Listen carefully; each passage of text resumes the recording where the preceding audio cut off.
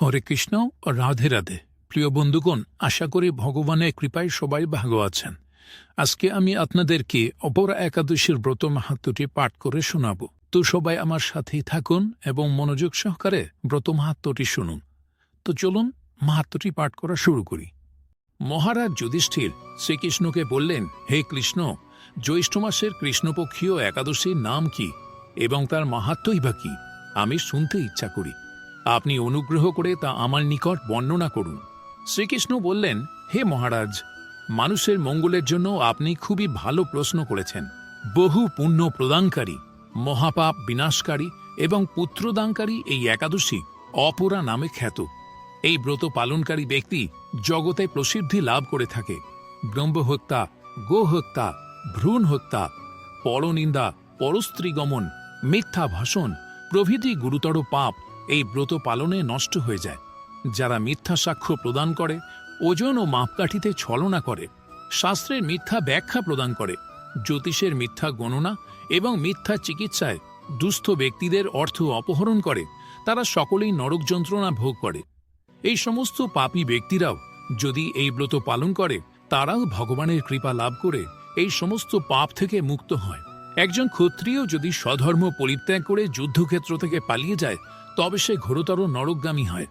এই অপরা একাদশী পালন করলে সেও পরমাগতি প্রাপ্ত হয়ে স্বর্গগতি লাভ করে। পুত্রহীনা নারী এই ব্রত পালন করে পুত্র লাভ করে। অপরা একাদশী ব্রতকথা নিয়ে পুরাণে বলা হয়েছে, প্রাচীনকালে মহিধ্বজ নামে এক ধর্মপ্রাণ রাজা ছিলেন। তার এক ছোট ভাই ছিল, যার নাম হল বজ্রধ্বজ। সে ছিল মহাপাপী এবং অধার্মিক।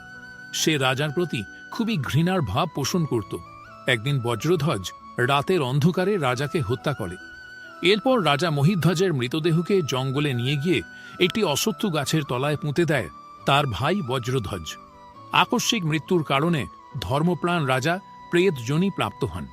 প্রেতরূপে তিনি সেই অশ্বত্থ গাছে বসবাস করতে শুরু করেন। সেই পথ দিয়ে যে পথচারীরা যাতায়াত করত, তাদের ভয় দেখাতে শুরু করল রাজা। একদিন সৌভাগ্যবশত সেই পথ দিয়ে ধৌম নামে এক সন্ন্যাসী যাচ্ছিলেন।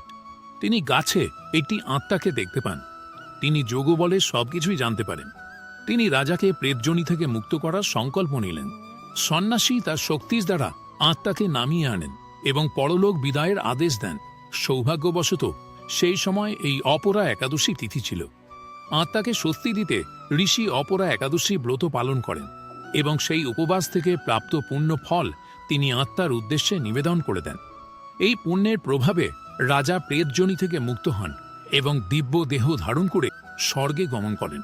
এই অপরা একাদশী সম্পর্কে ভগবান শ্রীকৃষ্ণ যুধিষ্ঠিরকে আরও বললেন, মকর রাশিতে সূর্য অবস্থানকালে মাঘ মাসে প্রয়াগে স্নান করলে যে পুণ্যফল লাভ হয়, শিবরাত্রিতে কাশীধামে উপবাস করলে যে পুণ্য হয়, গয়াধামে বিষ্ণু পাদপদ্মে পিণ্ড দান করলে যে ফল লাভ করা যায়, সিংহ রাশিতে বৃহস্পতির অবস্থানে গৌতমী নদীতে স্নানে, কুম্ভে কেদারনাথ দর্শনে, বদ্রিকাশ্রম যাত্রায় এবং বদ্রীনারায়ণ সেবায়, সূর্য গ্রহণে কুরুক্ষেত্রে স্নানে, হাতি, ঘোড়া, স্বর্ণ দান করলে এবং দক্ষিণাসহ যজ্ঞ সম্পাদনে যে ফল লাভ হয়, এই ব্রত পালন করলে অনায়াসে সেই সকল ফল লাভ হয়ে থাকে।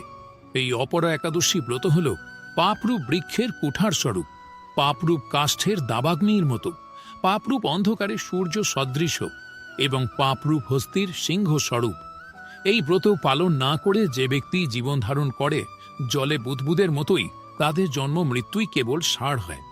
অপরা একাদশীতে উপবাস করে বিষ্ণু পূজা করলে সর্বপাপ থেকে মুক্ত হয়ে বিষ্ণু লোকে গতি হয়।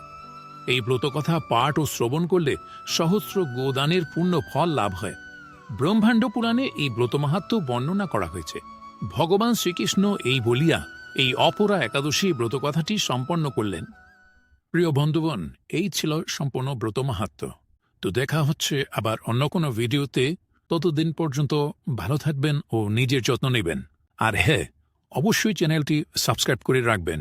হরে কৃষ্ণ, রাধে রাধে।